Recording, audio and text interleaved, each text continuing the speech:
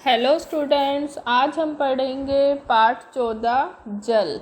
जल हम अपने निजी जीवन में किन किन कार्यों में उपयोग करते हैं, कितनी मात्रा में करते हैं, ये सब हम इस पाठ 14 के द्वारा हम पढ़ेंगे। जल हमारे लिए कितना यूज़फुल है, ये सब भी हम इस पाठ के माध्यम से सीखने की कोशिश करेंगे। पढ़ते हैं। मान लीजिए किसी कारणवश आपके परिवार को एक सप्ताह तक प्रतिदिन 1 बाल्टी जल मिलता है।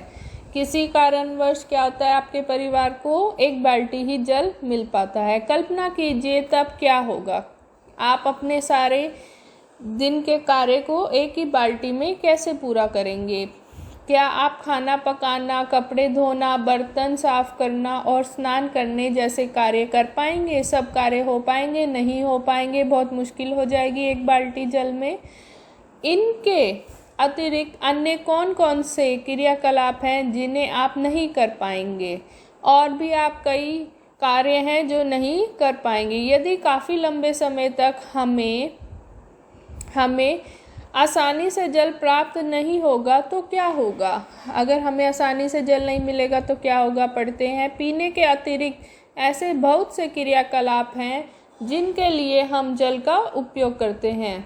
जैसा कि आप चित्र 14.1 में देख रहे हैं। क्या आपको यह अनुमान है कि हम एक दिन में जल की लगभग कितनी मात्रा का उपयोग करते हैं? एक दिन में हम इन सब कार्यों को पूरा करने में हम कितना जल इस्तेमाल करते हैं? आपको अंदाज़ा भी है? पानी के उपयोग कहाँ कहाँ होते हैं? कपड़े धोना, नहाना, बर्तन साफ करना, खाना बनाना इत्यादि इत्यादि। 14.1 में हम कह रहे हैं हम कितने जल का उपयोग करते हैं, ये अनुमान लगाते हैं। क्रियाकलाप 1, प्रतिदिन के उन सभी क्रियाकलापों की सूची बनाइए। आपको क्या करना है, एक सूची तैयार करनी है जिनमें आप जल का उपयोग करते हैं, जहाँ जहाँ आप जल का उपयोग कर रहे हैं। सारांश 14.1 में जैसा दिखाया गया है में कुछ क्रियाकलापों की सूची भी दी गई है। इसी प्रकार की सारांश अपनी नोटबुक में आपको बनानी है।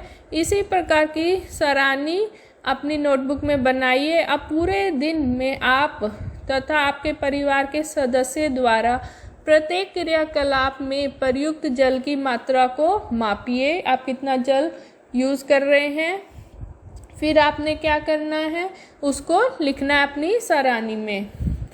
आप मापन के लिए मग, गिलास, बाल्टी या किसी अन्य बर्तन का उपयोग कर सकते हैं। किसका कर सकते हैं? मग, गिलास और बाल्टी का आपको क्या करना है, उपयोग करना।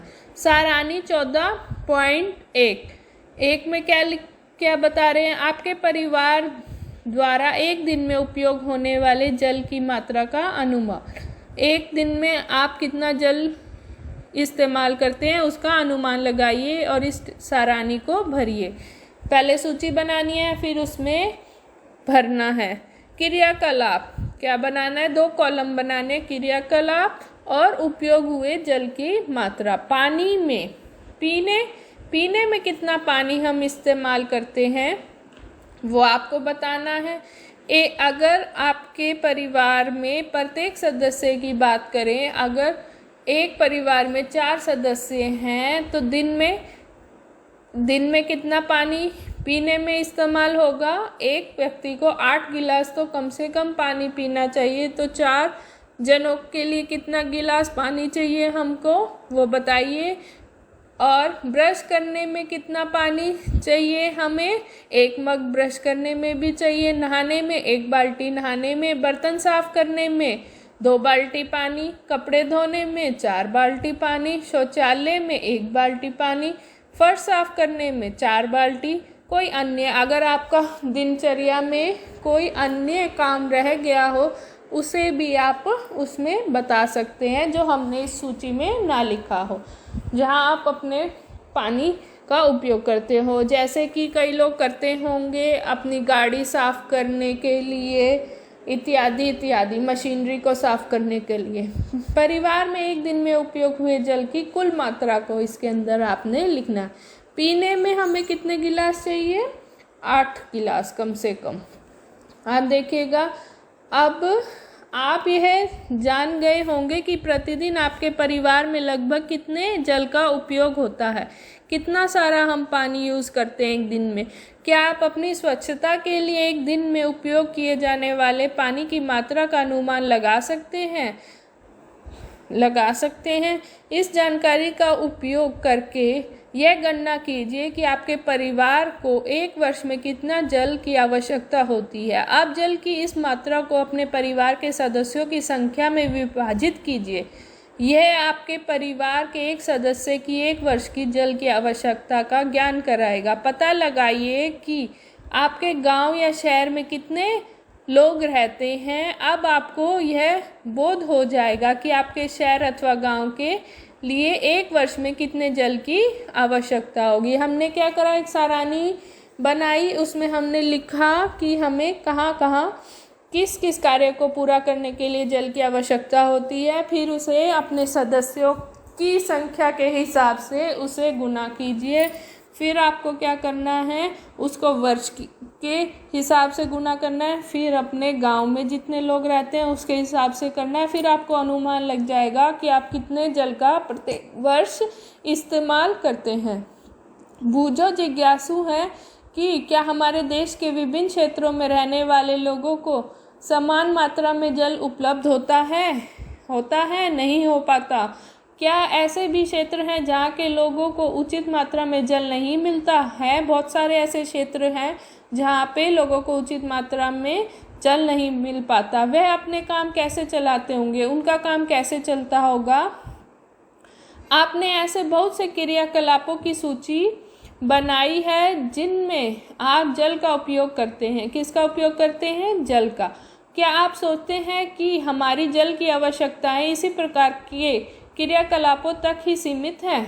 नहीं, हम गेहूं, चावल, दालें, सब्जियां तथा अन्य बहुत सी खाने की वस्तुओं का प्रतिदिन उपयोग करते हैं।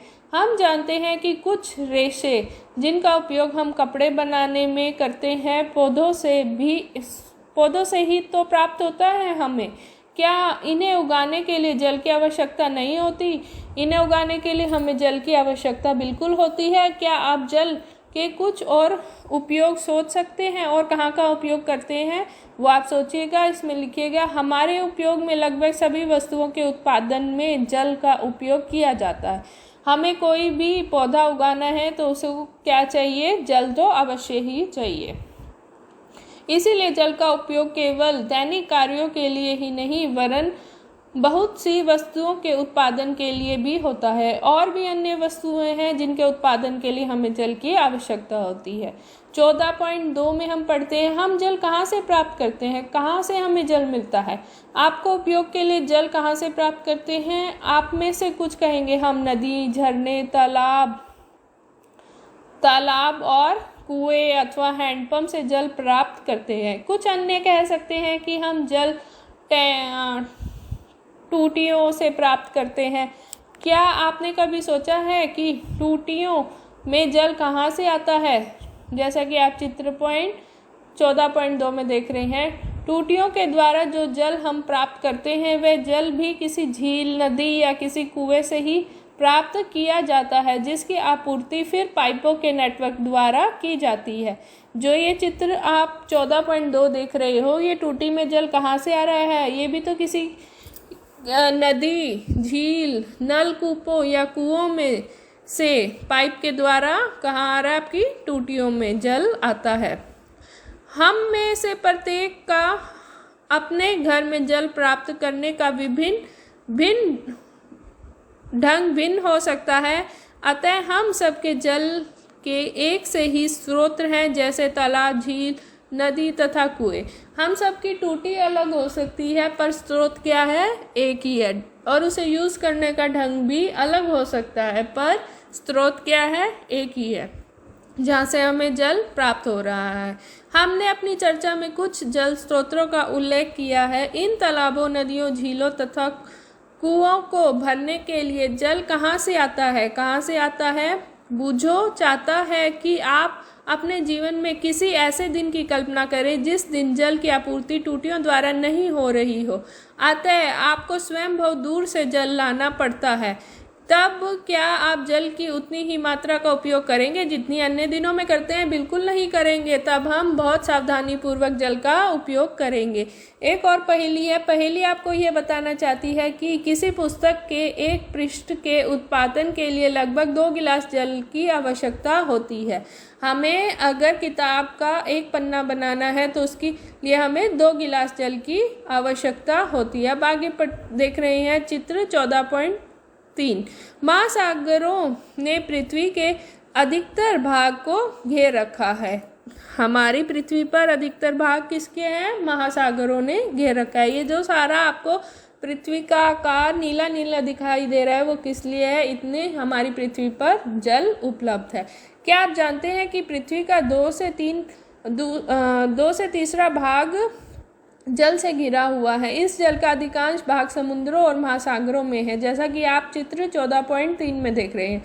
समुद्रों और महासागरों के जल में बहुत से लवण घुले होते हैं जिससे जल खारा होता है, इसीलिए यह पीने के लिए अनुपयुक्त तथा अन्य घरेलू कृषि तथा उद्योग की आवश्यकता की पूर्ति के लिए उचित नहीं है। ये जो समुद्री पानी होता है वो ना हम खेती में यूज़ कर सकते हैं ना हम पीने में यूज़ कर सकते हैं, ये उपयोगी नहीं है। फिर हम क्या करते हैं?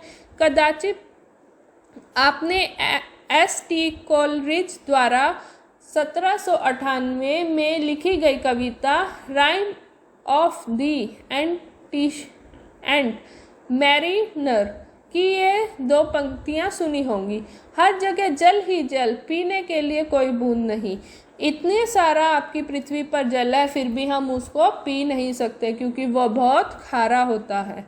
यदि कवि ने महासागर में भटके किसी जहाज के नाविकों के कारण गाथा का उल्लेख किया है, ठीक है, महासागर में जो नाव चलाते हैं उनके आसपास जल ही जल है पर वो उसको पी नहीं सकते। फिर भी महासागर हमारे उपयोग के लिए जल आपूर्ति में एक आवश्यक भूमिका निभाते हैं। क्या आपको यह आश्चर्यजनक लगता है? आखिरकार जो जल हम उपयोग करते हैं वह खारा नहीं होता। हम जो अपने निजी जीवन में जल का इस्तेमाल करते हैं वो इतना खारा नहीं होता महासागर जितना। हम में से बहुत से लोग महासागरों से बहुत अधिक दूर पर रहते हैं। सभी महासागर के समीप नहीं रहते, सब बहुत दूर दूर रहते हैं। क्या इन स्थानों की जल आपूर्ति भी महासागरों पर ही निर्भर करती है? जहाँ हम रहते हैं वहाँ आसपास महासागर नहीं है, तो क्या हमारा जीवन भी महासागर पर निर्भर करता है? नहीं करता। हम कहाँ से लेते हैं? तालाब, कुआं इत्यादि इत्यादि, या धरती से जल को खोजने का प्रयास करते हैं। महासागरों का जल उन तालाब, झीलों, नदियों तथा कुओं में कैसे पहुंचता होगा? हमें जल की आपूर्ति कराते हैं। ऐसे क्यों है कि इन स्रोतों का जल किसी भी प्रकार से खारा नहीं होता? ऐसा क्यों है? तालाब, नदी, इनका जल इतना खारा क्यों नहीं होता जितना महासागर का? इसे समझने के लिए हमें जल चक्र के विषय में जानना आवश्यक है। हमें क्या जानना है? जल चक्र। जैसा कि हम 14.3 में पढ़ रहे हैं, जल चक्र। जल के विलुप्त होने की युक्ति। जल क्यों विलुप्त हुआ?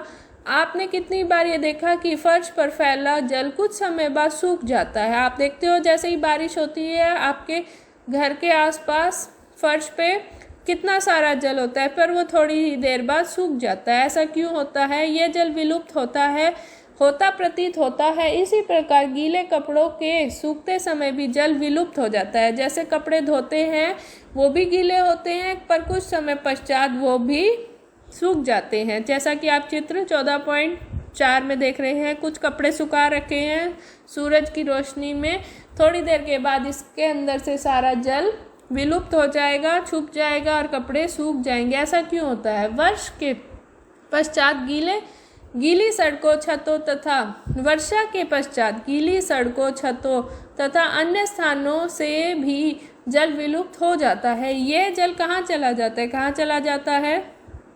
हमने चित्र 14.4 में क्या देखा? अलगनी पर सूखते कपड़े। कुछ कपड़े सूख रहे हैं। क्या आपको अध्याय 5 का क्रियाकलाप 6 याद है, जिसमें हमने उस जल को गर्म किया था जिसमें नमक घुला हुआ था? हमने क्या पाया था? जल वशिष्ठ हो गया था तथा नमक शेष रह गया था। इस क्रियाकलाप में हमें यह बोध होता है कि गर्म करने पर जल वाष्प में परिवर्तित हो जाता है। इस क्रियाकलाप से हम यह भी अनुभव करते हैं जल वाष्प अपने साथ लवणों का वहन नहीं करती है। इस प्रकार बनी जल वाष्प वायु का एक भाग बन जाती है, जिससे प्राय देखा नहीं जा सकता। हमने यह भी पाया था कि जल को गैसीय अवस्था में परिवर्तित करने के लिए उसे गर्म करना अनिवार्य है। तथापि हमने यह देखा है कि खेतों, सड़कों, छतों तथा अन्य जमीनी क्षेत्रों से भी जल वाष्प में परिवर्तित होता रहता है।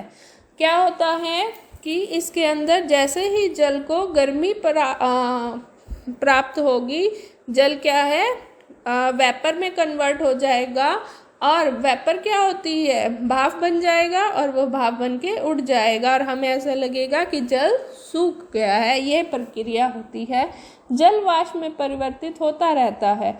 जल क्या है, वेपर बनता रहता है, जल वाष्प में परिवर्तित होता रहता है। जैसा कि हम अध्याय 5 में हमने यह भी उल्लेख किया है कि महासागरों का खारा जल जो गहरे खड्डों में छूट जाता है, वाष्पन के परिणाम स्वरूप नमक के ढेर के रूप में एकत्रित हो जाता है। वाष्पन के लिए आवश्यक है यह ऊष्मा जल को कहाँ से प्राप्त होता है, आइए इसका पता लगाते हैं। क्या होता है, महासागरों का भी जल अगर एक खड्डे में इकट्ठा हो जाए तो वो जल तो सूख जाएगा, वाष्प भाप बनकर उड़ जाएगा, और हमारे पास उस खड्डे में क्या रह जाएगा, नमक।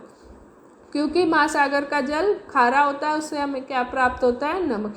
क्रियाकलाप 2 में देखते हैं। 2 एक जैसी प्लेट लीजिए, हमने क्या लेना है, 2 एक तरह की प्लेट। एक प्लेट को सूर्य के प्रकाश धूप में तथा दूसरी को छाया वाले स्थान पर रखिए। एक को धूप में रखना है, दूसरी को छाया में।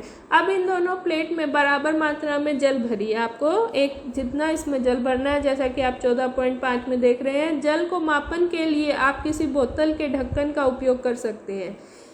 आपको अगर समझना है इसमें इक्वल जल है या नहीं, तो आपने क्या करना है, किसी बोतल का भी आप इस्तेमाल कर सकते हैं। ध्यान रखिए जल इधर उधर न छलके, उस प्लेट से जल इधर उधर नहीं छलकना चाहिए। प्रत्येक 15 मिनट पश्चात दोनों प्लेटों का परीक्षण कीजिए। क्या जल विलुप्त होता प्रतीत होता है? किसका जल कम होगा? जो धूप में रखी प्लेट है। पर 10-15 मिनट बाद दोनों प्लेट को देखिएगा, परीक्षण कीजिए, क्या जल विलुप्त होता प्रतीत होता है? किस प्लेट का जल पहले विलुप्त होता है? जल के वाष्प के लिए इसकी ऊर्जा का स्रोत क्या है? स्रोत क्या है? गर्मी। दिन के समय सूर्य की किरणें महासागरों, नदियों, झीलों तथा तालाबों में भरे जल पर पड़ती हैं। खेत तथा अन्य भूमि भी सूर्य की किरणों को ग्रहण करते हैं। इसके फलस्वरूप इन सभी का जल निरंतर वाष्प में परिवर्तित होता रहता है, तथापि जल में घुले लवण शेष रह जाते हैं। जैसा कि हम देख रहे हैं 14.5 में सूर्य का प्रकाश पड़ रहा है, धूप, और एक हमने प्लेट कहाँ रखी थी? छाया में। अब देखते हैं क्रियाकलाप 2 में हमने यह देखा था कि छाया वाले स्थान पर रखी हुई प्लेट से भी जल विलुप्त होता है, यद्यपि इसमें अधिक समय लगता है। इसमें क्या लगता है?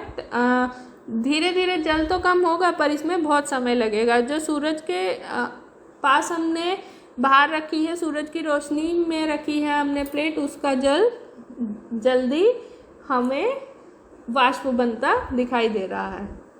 क्या सूर्य के प्रकाश में ऊष्मा यहाँ भी पहुँच जाती है? क्या वहाँ पे भी सूरज की लाइट पहुँच जाती है? हाँ, ऐसा इसलिए होता है क्योंकि दिन के समय हमारे चारों ओर की वायु भी गर्म होती है। क्या होती है? हमारे चारों तरफ की वायु गर्म होती है। गर्म वायु छाया में रखे जल को भी वाष्पित करने के लिए ऊष्मा प्रदान करती है। इस प्रकार जल के सभी खुले पृष्ठों से वाष्पन की क्रिया होती रहती है। इसके फलस्वरूप वायु में जल वाष्प निरंतर मिलती जाती है, तथापि जल का वाष्पन एक धीमी प्रक्रिया है। यही कारण है कि जल से भरी किसी बाल्टी से जल की इस क्षति को हम बहुत कम देख पाते हैं। सूर्य के प्रकाश में वाष्पन तेजी से होता है। जल को किसी बर्नर पर गर्म करने पर वाष्पन को अधिक तेजी से होता है। हम अगर गैस पे या किसी बर्नर पे जल को गर्म करें तो वो जल्दी से भाप में बन जाता है और जल्दी हमारा जल कम होने लगता है। क्या जल वाष्प की वायु में अतिरिक्त होने का कोई अन्य प्रकार भी है? कोई और अन्य भी कारण है? नहीं। पौधों द्वारा जल की क्षति। अध्याय 7 में पढ़ा है कि सभी पौधों की वृद्धि के लिए जल की आवश्यकता होती है। सभी पौधों को बढ़ने के लिए किसकी आवश्यकता होती है? जल की। पौधे इस जल को क्या करते हैं? पौधे इस जल की कुछ मात्रा का उपयोग अपने भोजन बनाने में करते हैं तथा कुछ मात्रा को अपने विभिन्न भागों में सुरक्षित रखते हैं। एक पहेली है, बूझो वाष्प उपसर्जन के विषय में पढ़ता रहता है। उसने स्वयं से पूछा, 1 किलोग्राम गेहूं देने वाले गेहूं के पौधे को वाष्पोत्सर्जन द्वारा कितने जल की क्षति होती है? उसने पता लगाया कि यह क्षति लगभग 500 लीटर है, जो कि अनुमानित बड़े आकार की 25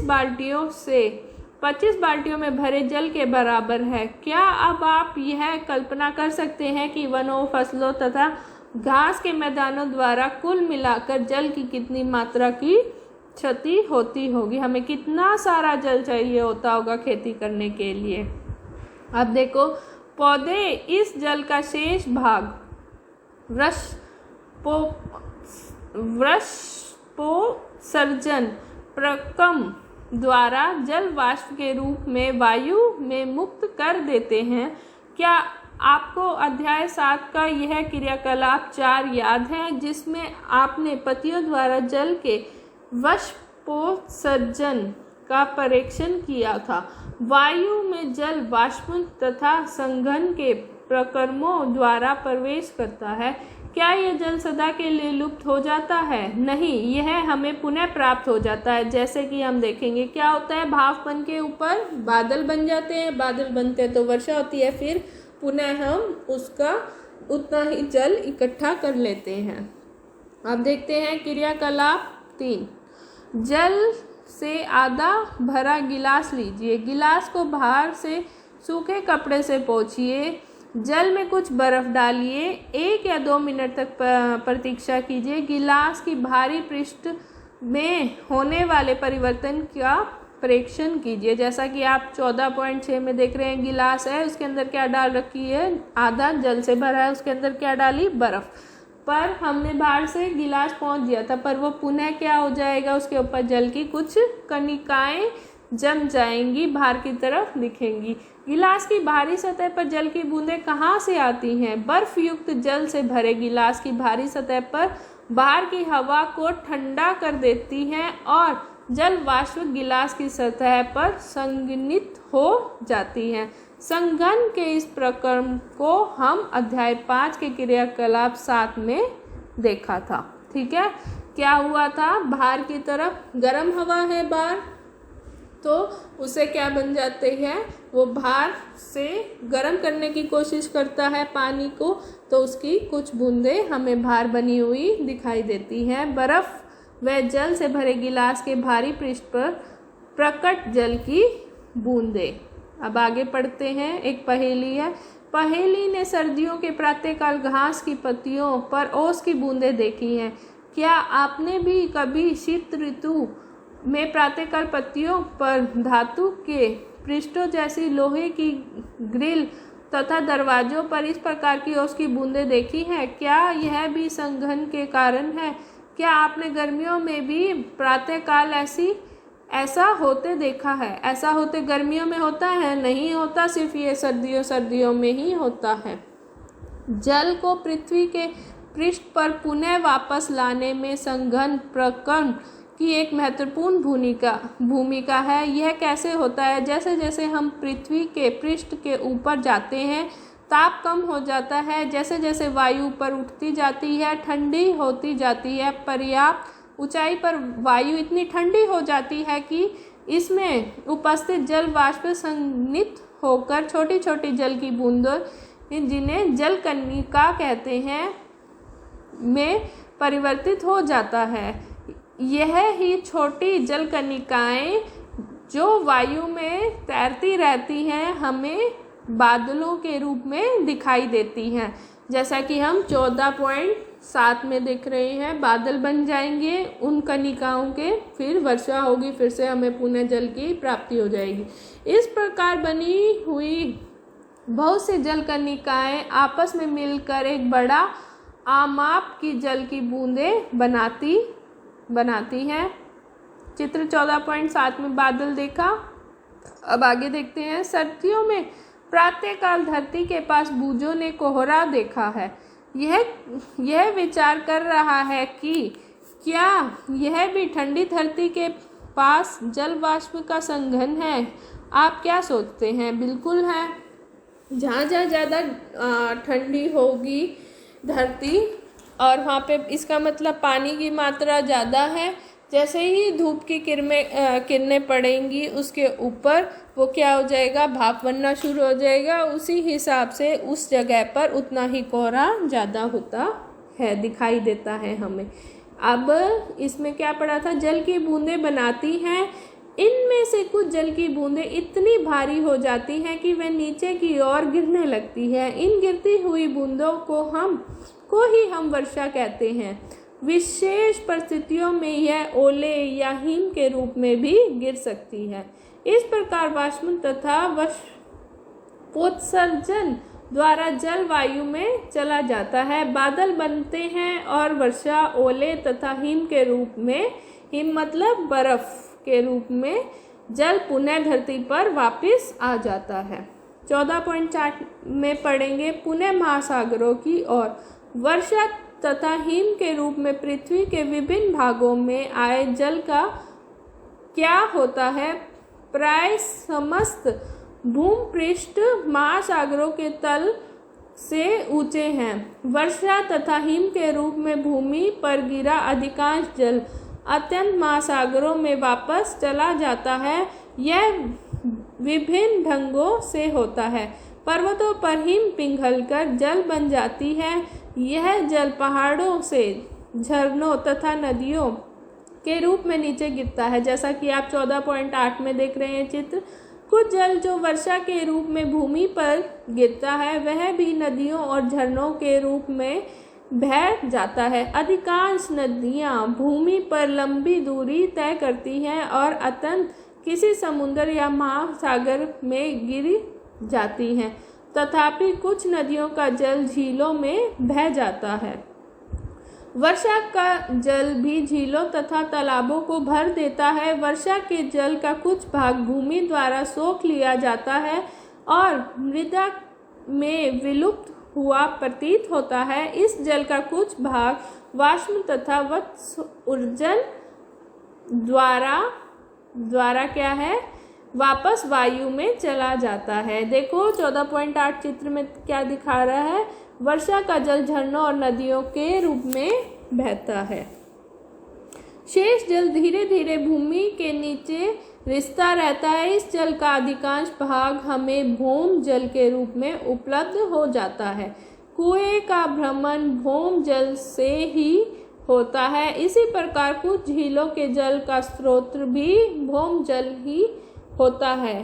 हैंडपंप या नलकूप से खींचा गया जल भौम जल से ही आता है। जिन क्षेत्रों में अधिक हैंडपंप या नलकूप उपयोग होते हैं वहां पर भौम जल प्राप्त करने के लिए हमें गहरी खुदाई की आवश्यकता होती है। अति उपयोग के कारण भौम जल के स्तर की यह क्षति चिंता का विषय है। पहली एक चिंता को आपसे बांटना चाहती है उन क्षेत्रों में जहां भूमि पर वनस्पति बहुत कम है या बिल्कुल ही नहीं है।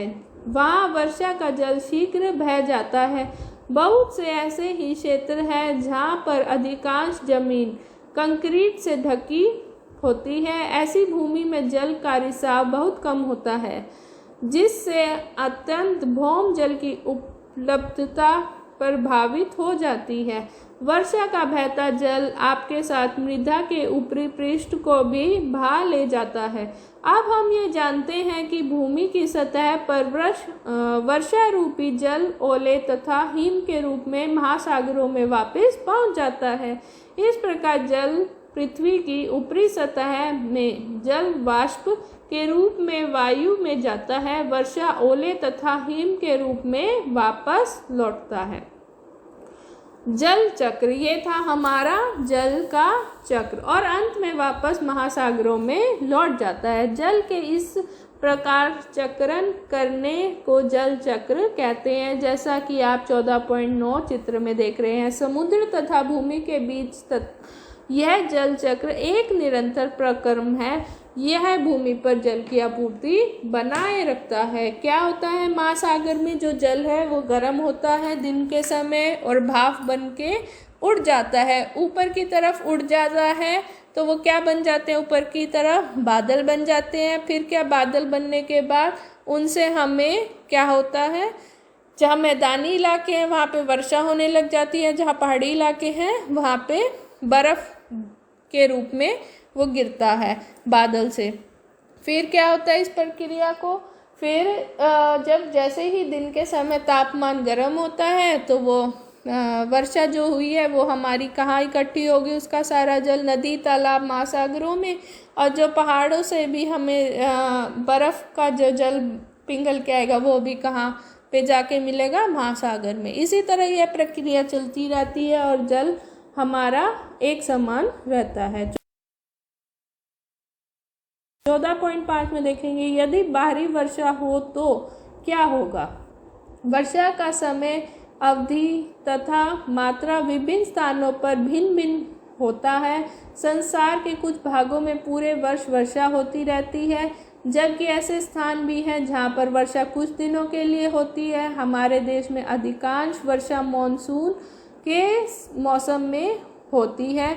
विशेषतः गर्मी के दिनों के बाद वर्षा हमें राहत प्रदान करती है। बहुत सी फसलों का बोया जाना मानसून के आने पर निर्भर करता है, परंतु अत्यधिक वर्षा से बहुत सी समस्याएं उत्पन्न हो जाती हैं। अगर ज़्यादा वर्षा होती है तो हमें बहुत सी समस्याओं का भी सामना करना पड़ता है। जैसा कि आप देख रहे हैं चित्र 14.10 में क्या हुआ, बहुत वर्षा हो रही है तो हमें असुविधा हो रही है कहीं आने जाने में, पानी भरा हुआ है तो इसीलिए हम असुविधा का सामना करना पड़ रहा है। भारी वर्षा से नदियों, झीलों तथा तालाबों का जल स्तर भी बढ़ जाता है। ऐसा होने पर जल एक बड़े क्षेत्र में फैलकर बाढ़ का कारण बन सकता है।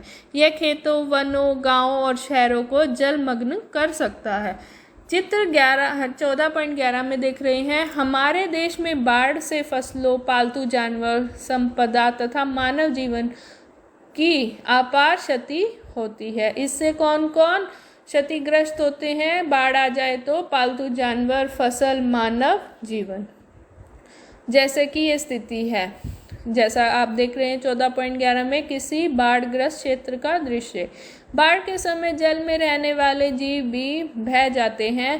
प्राय जब बाढ़ का जल उतरता है तो यह जलाशय जीव थल भाग में फंसकर मर जाते हैं। वर्षा भूमि पर रहने वाले जीवों को भी प्रभावित करती है। 14.6 में देख रहे हैं, यदि काफ़ी समय तक वर्षा न हो तो क्या होगा। अगर बहुत समय तक वर्षा ना हो तो क्या होगा। क्या आप कल्पना कर सकते हैं कि यदि किसी क्षेत्र में एक वर्ष या उससे भी अधिक समय तक वर्षा न हो तो क्या होगा। वाष्पन एवं वाष्पोत्सर्जन द्वारा मृदा से लगातार जल की क्षति होती रहती है, क्योंकि यह वर्षा द्वारा वापस नहीं लाया जा रहा है, इसीलिए मृदा सूख जाती है। उन क्षेत्र के तालाबों और कुएं में जल का स्तर गिर जाता है और उनमें से कुछ सूख भी जाते हैं। भौम जल की भी कमी हो जाती है, इससे सूखा पड़ सकता है। सूखे की स्थिति में खाद्यान्न और चारा प्राप्त करना दुर्लभ हो जाता है, खेती करना बहुत ही कठिन हो जाता है। कदाचित हमारे देश या संसार के कुछ भागों में पड़े सूखे के बारे में सुना होगा। क्या आपको जानकारी है कि इन क्षेत्रों में रहने वाले लोगों को किन किन कठिनाइयों का सामना करना पड़ता है? इन परिस्थितियों में पशुओं और वनस्पति का क्या होता है? अपने माता पिता तथा पड़ोसियों से चर्चा करके अथवा समाचार पत्रों में मैगजीन में पढ़कर इनके बारे में पता लगाने का प्रयास कीजिए कि कैसे क्या होता था, उनके समय में क्या होता था और आज के समय में तो हम देख ही रहे हैं, तो अनुमान लगा सकते हैं। अब देखते हैं 14.7, हम जल को कैसे संरक्षित कर सकते हैं। पृथ्वी पर उपलब्ध जल का केवल एक छोटा सा भाग ही पौधे, जंतुओं तथा मनुष्यों के प्रयोग के लिए उपयुक्त होता है। अधिकांश जल महासागरों में है, जिससे सीधे ही उपयोग में नहीं लाया जा सकता है। जब भूमजल का स्तर अत्यधिक गिर जाता है, तब भूमजल का और अधिक उपयोग नहीं कर सकते। पृथ्वी पर जल की कुल मात्रा समान रहती है, परंतु उपयोग के लिए उपलब्ध जल की मात्रा अत्यंत सीमित है और अति उपयोग के कारण घटती जा रही है। जल की मांग प्रतिदिन बढ़ रही है। जनसंख्या वृद्धि के साथ साथ जल का उपयोग करने वाले लोगों की संख्या भी बढ़ रही है। बहुत से नगरों में जल भरने के लिए लंबी कतारों का देखना एक साधारण दृश्य है, जैसा कि आप चित्र 14.12 में देख रहे हैं। खाने की वस्तुओं के उत्पादन और उद्योगों में भी जल की अधिक मात्रा का प्रयोग हो रहा है। इन्हीं कारणों से संसार के बहुत से भागों में जल की कमी हो गई है। इसीलिए यह आवश्यक है कि जल का विवेकपूर्ण उपयोग किया जाए। हम सावधानी बरतें जिससे जल व्यर्थ न हो।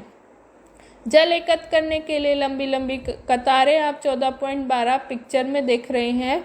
अब आगे पढ़ते हैं 14.8, वर्षा के जल का संग्रहण। हमें क्या करना चाहिए? जब वर्षा होती है तो उसके पानी को एकत्रित करना चाहिए।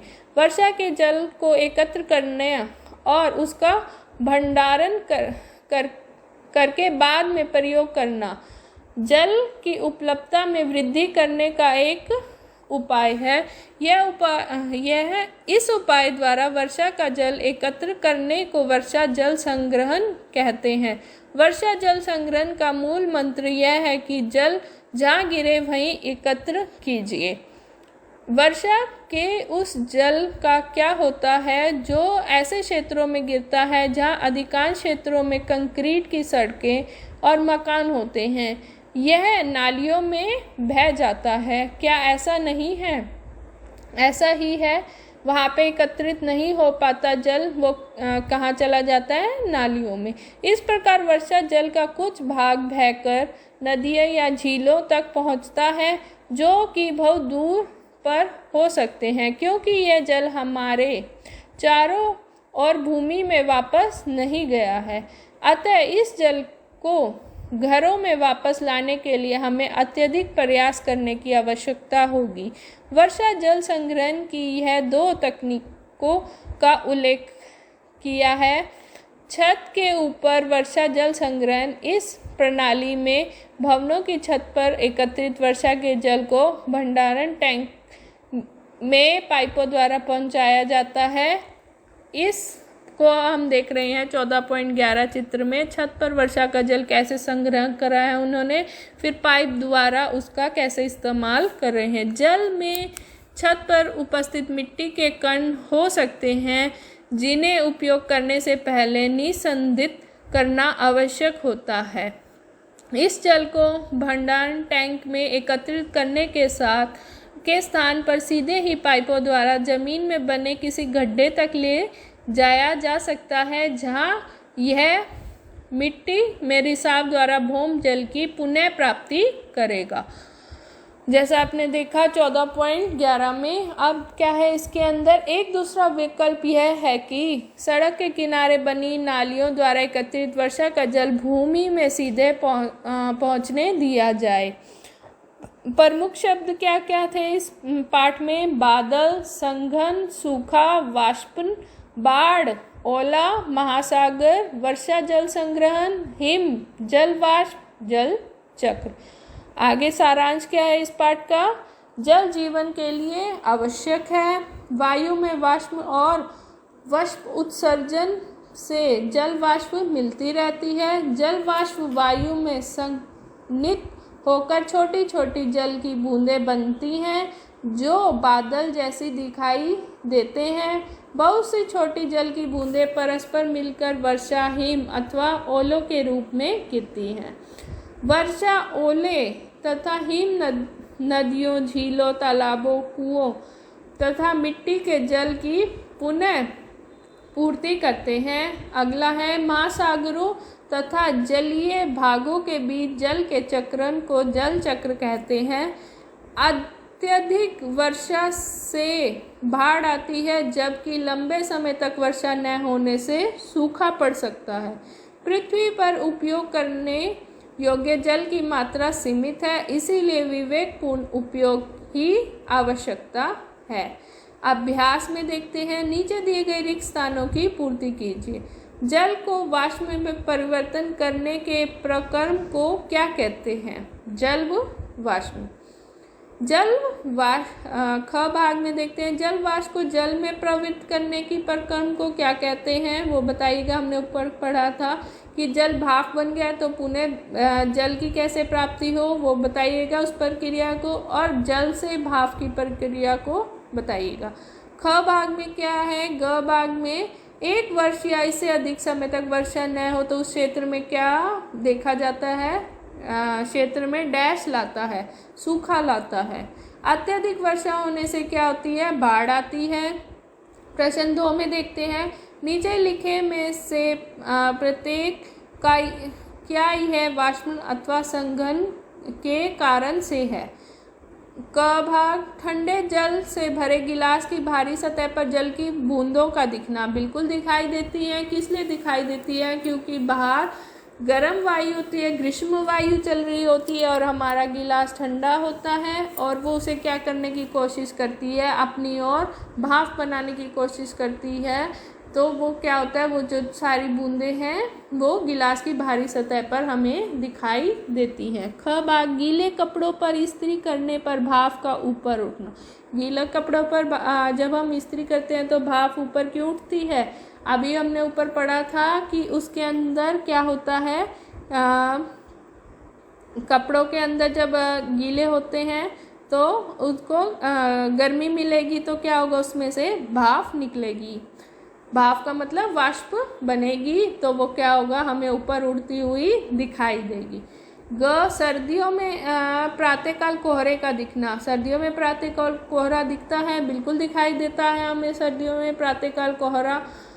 अधिकांश क्षेत्रों में घ भाग देखते हैं, गीले कपड़ों से पोंछने के बाद शाम पट कुछ समय बाद सूख जाता है। हम किसी भी गीले कपड़े से किसी भी द्वार को अगर साफ करें वो थोड़े देर के बाद सूखा सूखा दिखाई देता है। ऐसा क्यों होता है? क्योंकि मौसम बाहर से गर्म होता है, गर्म हवा चल रही होती है, इसीलिए वो कुछ देर बाद वो जो जल उस पर रह जाता है वो भाप बन के अपने आप उड़ जाता है।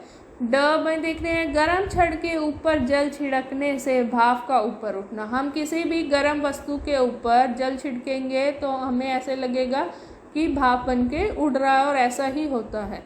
तीसरा प्रश्न क्या है? निम्नलिखित में से कौन से कथन सत्य हैं? कौन सा कथन सही है? वायु में जल वाष्प केवल मानसून के समय ही उपस्थित रहती है। नहीं, गलत। आगे ख भाग में देखते हैं, जल महासागरों, नदियों तथा झीलों में वाष्पित होकर वायु में मिलता है, परंतु भूमि में वाष्पित नहीं होता। ये भी गलत है। भूमि पर भी वाष्पित होता है। आगे देखते हैं, जल व वाष्प में परिवर्तन की प्रक्रिया वाष्पन कहलाती है। बिल्कुल कहलाती है। जल का वाष्पन केवल सूर्य के प्रकाश में ही होता है। हाँ जी, सूर्य के प्रकाश में ही होता है। अगला भाग देखते हैं, वायु की ऊपरी परतों में जहाँ यह और अधिक ठंडक होती है, जल वाष्प संघनित होकर छोटी छोटी जल कणिकाएं बनती हैं। हाँ जी, उनकी जल कणिकाएं बन जाती हैं, जैसा कि हमने एक छोटे से गिलास में भी प्रयोग करके देखा था। आधा गिलास पानी का लिया था, उसमें कुछ टुकड़े बर्फ़ के डाल दिए थे, वो बहुत पानी ठंडा हो गया था, तो उसके बाद हमें जल की कणिकाएं दिखाई दे रही थी। चौथा क्वेश्चन है, मान लीजिए कि आप अपनी स्कूल यूनिफॉर्म को वर्षा वाले दिन शीघ्र सुखाना चाहते हैं। क्या आप इसे किसी अंगीठी या हीटर के पास फैलाने पर इस कार्य की सहायता मिलेगी? यदि हाँ तो कैसे? अगर आपको स्कूल यूनिफॉर्म सूखी चाहिए और बार बारिश हो रही है तो आप इसे क्या करेंगे? बिल्कुल किसी अंगीठी या हीटर के पास सुखा देंगे। उससे क्या होगा, जल्दी से वो पानी को अपनी तरफ खींच लेगा, भाप बना लेगा और आपकी ड्रेस सूख जाएगी, स्कूल यूनिफॉर्म। पांचवा प्रश्न क्या है, एक जल की ठंडी बोतल रेफ्रिजरेटर से निकालिए और इसे मेज पर रखिए। कुछ समय पश्चात आप इसके चारों ओर जल की छोटी छोटी बूंदें देखेंगे। कारण बताइए, किस लिए? क्या होगा, जल कणिकाएं क्यों बाहर की तरफ दिखाई देगी? क्योंकि बाहर का तापमान सेम नहीं है जैसा कि उसको फ्रिज में, रेफ्रिजरेटर में तापमान मिल रहा था। बाहर का तापमान अलग है, अंदर का तापमान अलग था, इसीलिए वो पानी क्या हो जाएगा, गर्म होना शुरू हो जाएगा। छठा क्वेश्चन है, चश्मों के लेंस साफ करने के लिए लोग उस पर फूंक मारते हैं तो लेंस भीग जाते हैं। लेंस क्यों भीग जाते हैं, समझाएं। क्यों भीग जाते हैं हमारे लेंस? हमारे अंदर भी तो गर्मी है, वो जैसे ही हम उसके ऊपर फूंक मारेंगे तो क्या होगा, वो भाप उसके ऊपर जम जाएगी और हमारा लेंस भीग जाएगा। हमारी बॉडी के अंदर भी तो पानी है, वो जैसे ही तापमान बढ़ता है घटता है तो उसका भी तापमान बढ़ता घटता रहता है। बादल कैसे बनते हैं? बादल हमने देखा था कैसे बनते हैं, महासागरों से कुछ जल कणिकाएं क्या होती है, वृष्म में परिवर्तित होती हैं, फिर ऊपर बादल बन जाते हैं, फिर उससे वर्षा होती है। सूखा कब पड़ता है? जब एक या एक से अधिक साल तक वर्षा जिस क्षेत्र में ना हो वहाँ सूखा पड़ जाता है। प्रस्तावित परियोजनाएं और क्रियाकलाप। पहली क्या है, 3 क्रियाकलापों की सूची बनाएं जिससे आप जल बचा सकते हैं। प्रत्येक क्रियाकलाप को ऐसे करेंगे, इसका उल्लेख कीजिए। आपने क्या बनाना है, आप किसी भी 3 कार्यों की सूची बनाइए जिसमें आप क्या कर सकते हैं, जल को बचा सकते हैं। दूसरा क्या है, किसी पत्रिका या पुराने समाचार पत्र से हाल ही में आई बाढ़ या सूखे के चित्र एकत्र करके अपनी उत्तर पुस्तिका में चिपकाए। आपको क्या करना है, एक्टिविटी करनी है कि हाल ही आपने न्यूज़पेपर देखिएगा, उठाइएगा, उसमें देखना जहाँ बाढ़ आई है, जहाँ सूखा है, उसके पिक्चर काटनी है आपको और अपनी उत्तर पुस्तिका में चिपकानी है। उस क्षेत्र में रहने वाले मनुष्यों ने जिन समस्याओं का सामना किया है उन पर कुछ पंक्तियाँ लिखें। उनमें से उनको क्या क्या मुश्किलें हुई बाढ़ के समय और सूखा पड़ने के समय, उनकी कुछ पंक्तियाँ भी आपको लिखनी है। तीसरा क्या है, जल की बचत के उपयोग पर एक पोस्टर बनाएं और उसे अपने विद्यालय के सूचना पट पर प्रदर्शित कीजिए। आपको एक जल का पोस्टर बनाना है और आपको कहाँ लगाना है, अपने विद्यालय में। जल की बचत के विषय पर अपने स्वयं के कुछ नारे लिखिए। आपको जल की बचत के लिए कुछ नारे लिखने हैं, जैसे जल ही जीवन है। इस प्रकार आप बहुत सारे अनेक आपको उदाहरण मिल जाएंगे, वो आपको लिखना है कि हम किस तरह से जल को बचा सकते हैं। अगर जल नहीं होगा तो हमारा जीवन भी संकट में दिखाई देगा। 5वां प्रश्न है, क्या नदियों को आपस में जोड़ना बाढ़ से बचाने का एक उपाय हो सकता है? अगर हम नदियों को आपस में जोड़ दें तो बाढ़ से बच सकते हैं। ये सोचिएगा, विचार कीजिएगा, लिखिएगा।